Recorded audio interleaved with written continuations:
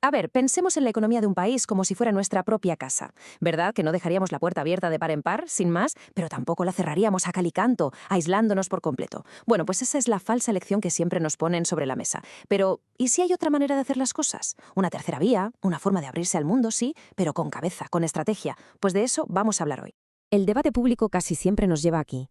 Nos lo plantean como si fuera blanco o negro, como si solo existieran estas dos opciones. O nos lanzamos al mundo sin red de seguridad, o nos encerramos en un proteccionismo que, bueno, a la larga puede quedarse obsoleto.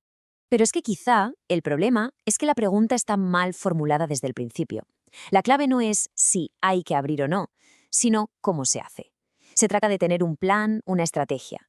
Y para entender esto no hace falta irse muy lejos a mirar a las grandes potencias. A veces la respuesta está mucho más cerca de lo que creemos. Y para muestra, un botón. Vamos a meternos de lleno en un caso muy concreto y que tenemos aquí al lado, el modelo de Córdoba. Es un ejemplo real de cómo se puede gestionar este dilema con bastante inteligencia.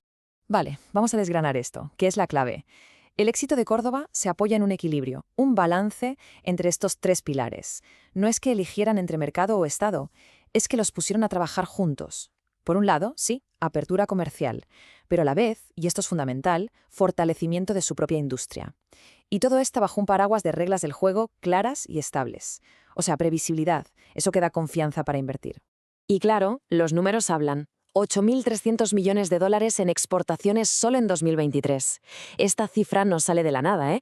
Es el resultado de una política mantenida en el tiempo, de colaboración entre lo público y lo privado, que ha convertido a Córdoba en un auténtico motor exportador para el país. Pero ¿cómo se come esto en la práctica? Un ejemplo buenísimo es el del biodiesel. En lugar de limitarse a exportar la soja como materia prima, como un simple commodity, Córdoba apostó por algo más, por la industria local, por transformar esa soja en biodiesel. Y claro, eso es un producto con mucho más valor añadido, que crea empleo de más calidad y de paso ayuda a diversificar la matriz energética. Es una jugada redonda. Y esto de aquí resume la filosofía a la perfección. La idea no es proteger sectores que ya no dan más de sí, sino todo lo contrario, identificar dónde se es fuerte y competitivo y apostar por ello. Sectores como la economía del conocimiento, la llamada industria naranja. La clave, por tanto, es abrirse al mundo, desde luego, pero sobre una base sólida, construyendo capacidades propias al mismo tiempo. Ojo que esto de combinar apertura con estrategia no es un invento de Córdoba, ni mucho menos. Si ampliamos un poco el foco, nos damos cuenta de que esto es, precisamente, lo que están haciendo las grandes potencias mundiales ahora mismo. Es que el mundo ha cambiado. Aquella globalización de los 90, la del comercio feliz y sin fronteras, ha dado paso a una nueva etapa. El propio Fondo Monetario Internacional la llama fragmentación geoeconómica. ¿Y esto qué significa? Pues, en pocas palabras, que las tensiones políticas entre países están impactando de lleno en el comercio y en las cadenas de producción de todo el planeta, haciéndolo todo mucho más frágil y, sobre todo, impredecible. Y fijaos en cómo están reaccionando los grandes. Estados Unidos invirtiendo miles de millones para fabricar sus propios semiconductores. Europa subsidiando sectores energéticos que considera estratégicos. Alemania blindando su potentísima industria. Y China, China lleva décadas planificando su industria a largo plazo. La conclusión es clara. Ninguna economía importante está dejando sus sectores críticos a merced de lo que pasa en el mercado global. Así que aquí está el quid de la cuestión. Ha cambiado hasta el lenguaje. Ya no se habla de proteccionismo como algo ideológico. Ahora se habla de seguridad económica. Es una decisión estratégica. Se trata de asegurarse de que un país tenga la capacidad de decidir su propio futuro, sin que su destino dependa de los vaivenes de un mercado global cada vez más inestable. Y esta lógica en realidad no es nada nuevo. Si echamos la vista atrás, la historia nos da ejemplos clarísimos de cómo la inversión estratégica ha sido siempre una pieza clave en el desarrollo de las naciones.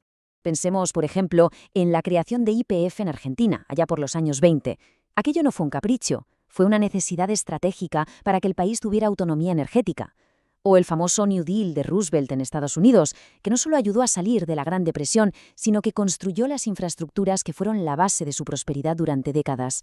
En ambos casos, la lección es la misma. Invertir con una visión estratégica a largo plazo es lo que marca la diferencia. Pero claro, ahora toca ver la otra cara de la moneda. ¿Qué pasa cuando un país decide abrir su economía sin un plan, a lo loco, sin criterio? Pues que las consecuencias pueden ser, y suelen ser, muy graves. Es que una apertura sin un plan detrás puede acabar siendo un castillo de naipes. Se corre el riesgo de cargarse industrias enteras, de perder empleos de calidad y, lo que es peor, de dejar de producir cosas que son esenciales. Y claro, Cuando llega una crisis de fuera, la factura de esa improvisación la termina pagando toda la sociedad. Esto funciona como un efecto dominó. Es como una deuda social invisible que se va acumulando poco a poco, en silencio. Y todo empieza aquí, con la pérdida de una industria que era clave para el país. El siguiente paso es casi inevitable. Sin esas industrias, se pierden puestos de trabajo formales, los sueldos bajan y con ellos el consumo de la gente se resiente. Y eso debilita a toda la economía. Y al final del todo, ese coste que era económico se convierte en un coste social enorme.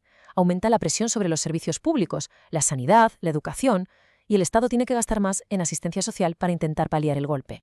Y esta frase, la verdad, es que lo clava.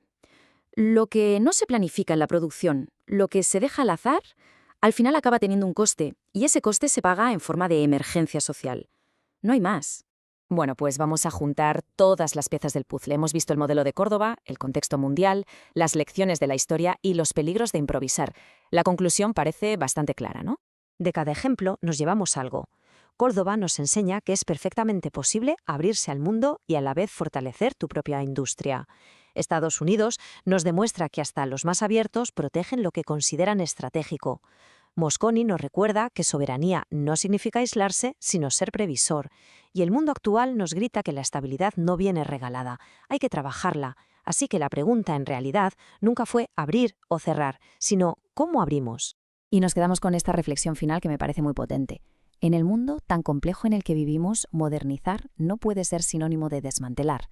Perder industrias clave no te moderniza, te hace más dependiente. Competir no significa debilitarse, sino fortalecerse. La verdadera modernización al final no consiste en tirar abajo lo que ya se tiene, sino en construir sobre esa base un futuro que sea más próspero y sobre todo más seguro para todos.